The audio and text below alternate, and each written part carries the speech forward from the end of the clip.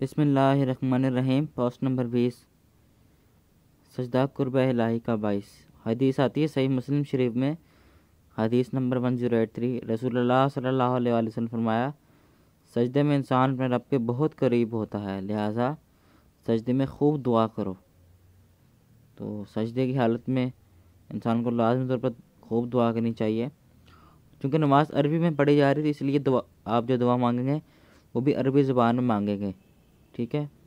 اور ہر طرح کے نوافل، کوئی بھی نماز ہو، اس کے سجدے میں دعا کی جا سکتی ہے۔ اب کتنی دعائیں احادیث میں ملتی ہیں، جو قرآنی دعائیں بھی ربنا سے جو شروع ہوتی ہیں، جیسے ربی زدنی علم آپ کہہ لیں، ٹھیک ہے۔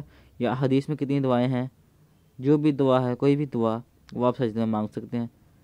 اور مختلف کتابیں حسن المسلم ہیں جیسے، اس میں کتنی دعائیں لکھی ہیں جو ہم مانگ سکتے ہیں، اس میں کوئی مسئلہ نہیں ہے۔